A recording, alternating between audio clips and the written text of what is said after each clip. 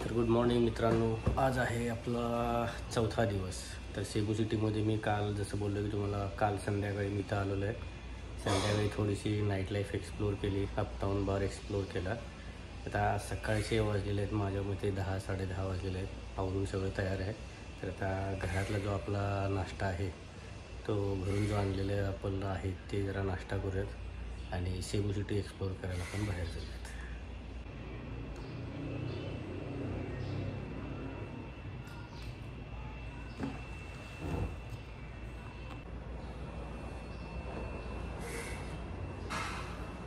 तर मित्रांनो, इथं आपलं मॅक्झिम ॲप आहे. What? Maxim yes yes, Maglands cross. Can I sit or what? Okay. तर मित्रांनो, इथे फिलिपिन्समध्ये मॅक्झिम ॲप आहे, ज्याच्यावरनं आपण बाईक राईड बुक करू शकतो. तर आत्ता मी एक बाईक बुक केलेली आहे. हॉस्टेलपासून मॅगलँड्स क्रॉस बघायला चाललो आहे मी. 50 फिलिपिनोज मला ऑनलाईन दाखवते. तर 50 रुपयात आपण जाऊया. चला.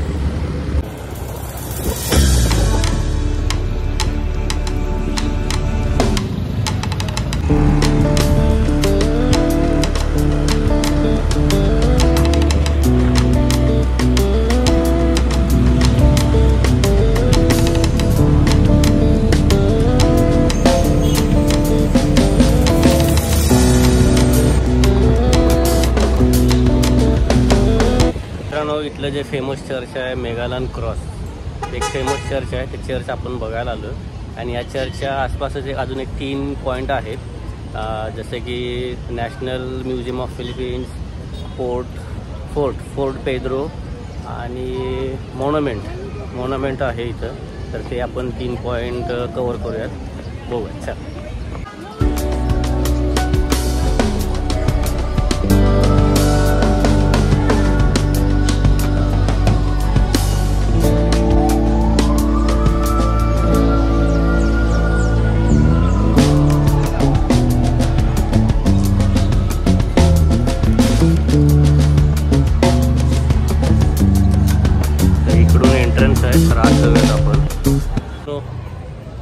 या चर्चमध्ये जर तुम्हाला एंट्री हवी असेल तर शॉर्ट्स घालून तुम्हाला येऊन चालणार नाही.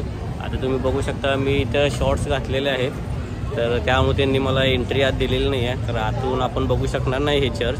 पण जर तुम्ही इकडे आला तर फुल पॅन्ट तुम्हाला घालून यावे लागणार आहे. तुम्हाला दाखवतो मी काय अलाउड आहे काय नाही.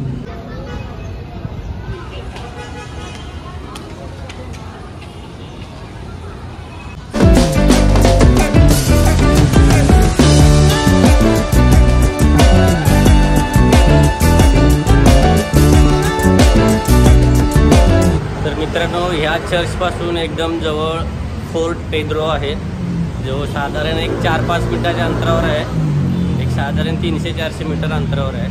बघूयात, जवळ आपण किल्ला तरी ॲटलिस्ट आपल्याला बघायला मिळतोय का. चला.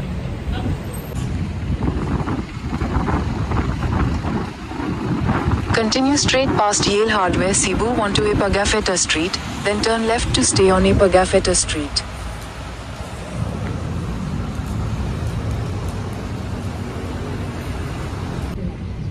एकदम 3 मिनिटाच्या अंतरावरती आहे मित्रांनो. फक्त 3 ते 4 मिनिट लागले मला चालत यायला नॅशनल म्युझियमला. सगळ्यात पहिल्यांदा मला हे लागलं, तर आपण नॅशनल म्युझियम आधी बघूयात आणि नंतर मग तो किल्ला बघायला जाऊयात.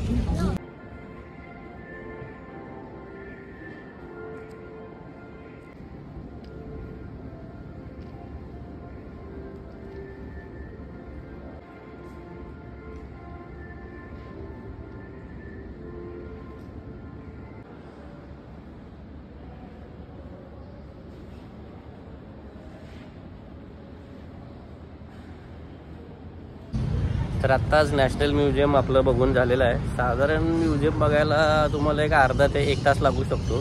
तुमची आवड किती आहे, काय कसं आहे त्याच्यावर. पण म्युझियम बघण्यासारखं आहे. आलायच तर एकदा तुम्ही हे म्युझियम नक्की बघू शकता.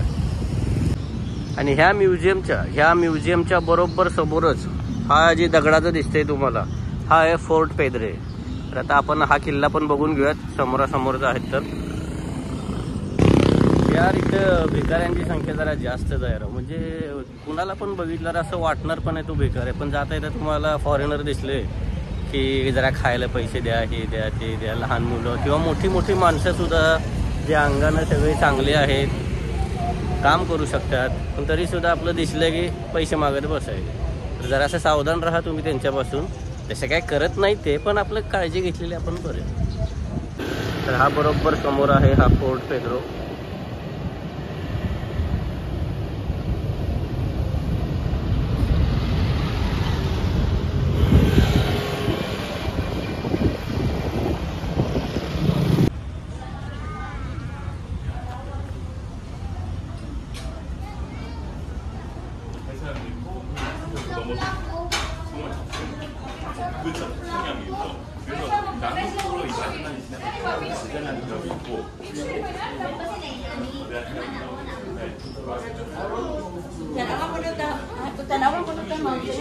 तर माझ्या मते बहुतेक मित्रांनो तुम्हाला इथं एंट्रन्स फीज द्यावी लागणार आहे. 30 पैसे, 30 रुपये द्यावे लागतील.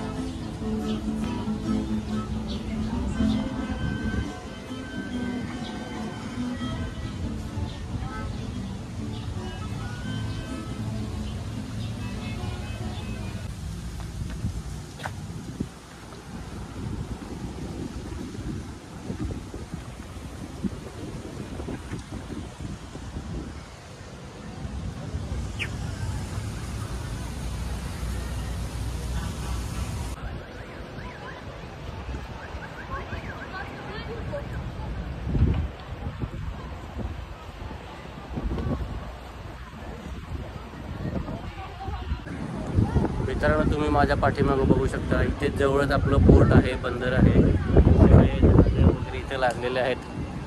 कमर्शियल वगैरे जे काही जहाजं असतील ते. आत्ताच एक मोठा सायरन आपल्याला ऐकायला मिळाला, म्हणजे मला तर ऐकायला मिळाला. आता व्हिडिओ चालू करूपर्यंत बंद झालेला आहे.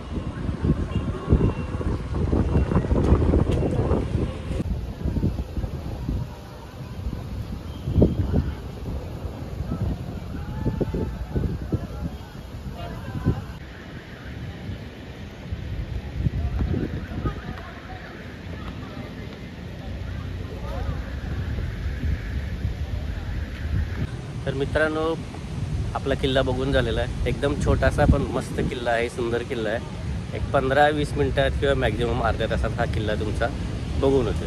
छान वेल डेव्हलप केलेला आहे, मस्त आहे छोटासा किल्ला, बघू शकता.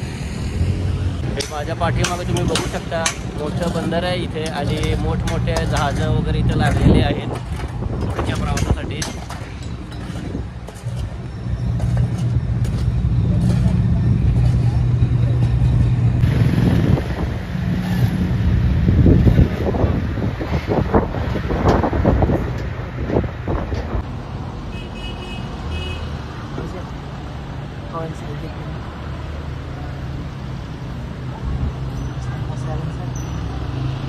तर मित्रांनो मी इथं बघायला आलो आहे हेरिटेज ऑफ सेबू मॉन्युमेंट. काय नाही आहे, हे फक्त एक मोठं स्कल्पचर आहे. तुम्ही माझ्या पाठीमागे बघू शकता, हे एवढंच आहे. बरोबर चौकातमध्ये मोठेच्या मोठं असं त्यांनी छान मस्त आहे, चांगलं आहे, हे बघण्यासारखं आहे. हे असं त्यांनी केलेलं आहे. हे एवढंच फक्त चौकात बरोबरमध्ये बघण्यासारखं आहे.